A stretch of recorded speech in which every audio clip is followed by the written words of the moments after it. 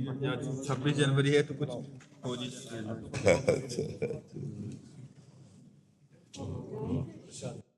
दोस्तों, हाल ही में मैंने राजा साहब फिल्म देखा है जिसे मारुति डायरेक्ट करे हैं, और ये film Telugu horror, action, thriller और जो कुछ आप समझ लो, रोमांस, कॉमेडी सब है। अब क्योंकि फिल्म में कॉमेडी, एक्शन और रोमांस में ज्यादा फोकस है, तो हम इस वीडियो में सिर्फ हॉरर एलिमेंट हर्ष का विषय है कि आप सब आज दर्शन दिए। हम कहानी को 26 जनवरी को ये बहुत हर्ष का विषय है। वीडियो शुरू करने से पहले मेरी आप सभी से एक रिक्वेस्ट है कि अगर आपको ये वीडियो पसंद आती है तो वीडियो को लाइक और चैनल को सब्सक्राइब। हम हृदय से आप लोगों को बहुत प्यार करते हैं, बहुत बड़ी तपस्या कर रहे हैं आप लोग। बात है कि यहाँ आपकी कोई नौकरी नहीं है, इसे जो लोग नौकरी समझते हैं नौकरी नहीं है।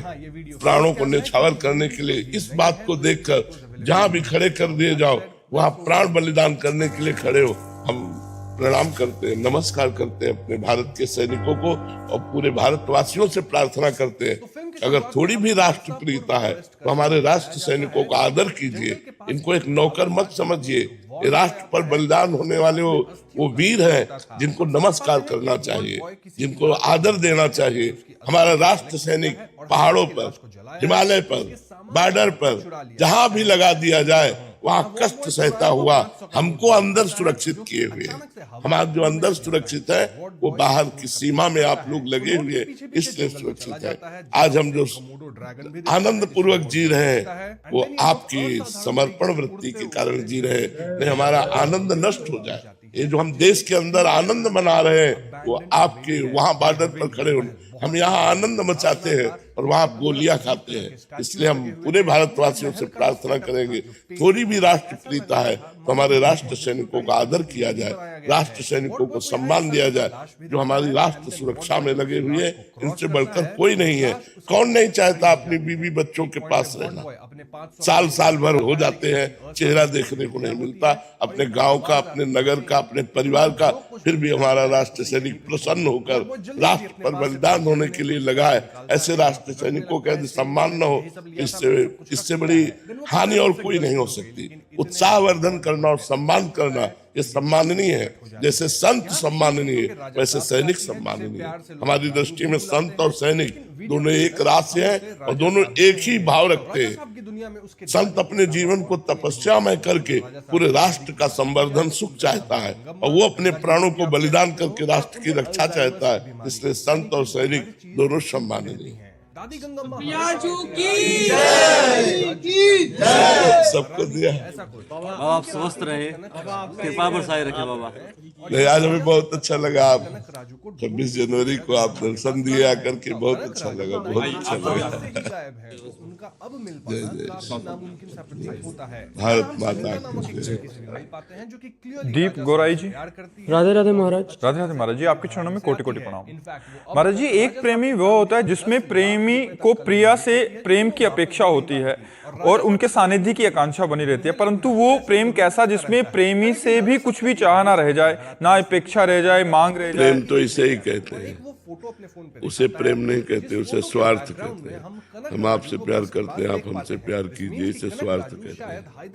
इसलिए चढ़ के मैन तुरंग पर चलिबो पावक माए, प्रेम पंथ अति कठिन है सबको निभात ना है। मोम के घोड़े पे बैठकर आग की ज्वाला को पार करना जैसे कठिन है क्योंकि पिघल जाएगा, ऐसे ही प्रेम का मार्ग निर्वाह करना कठिन है। यहाँ प्रेम कहाँ है, यहाँ तो स्वार्थ का तांडव हो रहा है। अपनी अपनी कामनाओं की पूर्ति और स्वार्थ का तांडव प्रेम कहाँ है। प्रेम तो देखो ना, राष्ट्र प्रेमियों ने वंदे मातरम बोलकर फांसी का फंदा डाल लिया। प्रेम की परिभाषा अगर देखनी है तो देखो, धर्म प्रेमियों को दीवार पे चुनवा दिया गया, गर्दन उतार दी गई, पश्चाताप नहीं किया कि अन्य धर्म को स्वीकार कर ले। अपने पैसे लेके चर्च के अंदर जाता है, राष्ट्र के विरोधियों के सामने गर्दन नहीं झुकाई, कटवा ली। लौकिक प्रेम की बात कर रहा हूँ, भगवान का प्रेम तो विशुद्ध प्रेम है, सच्चिदानंद है। यहाँ प्रेम की परिभाषा कौन जानता है? प्रेम की परिभाषा का मतलब यही है, मैं आपको चाहूँ, आप मुझे चाहो, मैं आपकी कामनाएं पूर्ण करूँ, आप मेरी कामनाएं पूर्ण करो। अगर कामना पूर्ण करने में बाधा हुई तो खत्म प्रेम। ये प्रेम है, ये शुद्ध काम है, स्वार्थ है, अज्ञान है। प्रेम तो बहुत बड़ी चीज है, जिससे प्रेम एक बार में वो अब लैला को पता चला क्योंकि नंस जो होती है कि मजनू को भोजन भी नहीं मिलता, बावरा बना घूमता है। अपने एक पुलिस वाले मामा थे, उनके कांटेक्ट से सीआई लौकिक प्रेम का उदाहरण है। मतलब पैसे वाला बैग तो धनी घर की थी, राज परिवार की थी। उन्होंने आदेश कर दिया बाजार में जहां भी जिस दुकान में जो भी मंजनू खाना चाहे उसका हिसाब मैं दूंगी। और राजा साहब की दादी बताती है कि उसी दौरान वहां जब हिसाब पहुंचा तो करोड़ों का पहुंचा, नगर के साम्राज्य क्योंकि ऐलान सबको पता चल गया था। तो लाखों मंजनू रबड़ी खाने वाले निकल आए। ऊपर सपोजिटली राजा साहब उनका एक मंजनू इतना हिसाब, तो उनका पता नहीं कितने मंजनू है, जो वो सब मंजनू कह करके लेते हैं। वापस नहीं लौटेंगे। तब से वो लैला ने कहा मैं असली मंजनू की पहचान जानती हूँ, पहले वो हैदराबाद कल कह दो लैला मिलना चाहती है। राजा साहब से पैसे के हजारों मंजनू को भीड़ लग गई, पर्दे में रहते। सीआई को लग रहा है कि बैग के उन्होंने 5 लाख रुपए हैं, लेकिन एक चाकू रखी और कटोरा रखा। बोले मैं मंजनू के दिल का खून चाहती हूँ।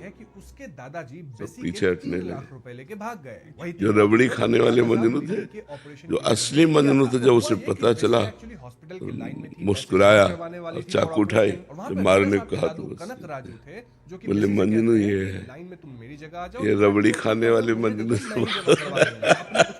लेकिन कटोरा भर खून देने वाले तो असली मंजनू होता है, जो प्यार में अपने दिल को, अपनी जान को कुछ नहीं समझता, उसे प्रेमी कहते हैं।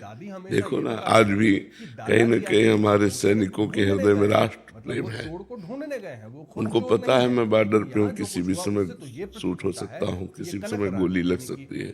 परिवार का प्रेम, बच्चों का प्रेम, सब न्यौछावर करके राष्ट्र प्रेम में छाती ताने खड़े हैं।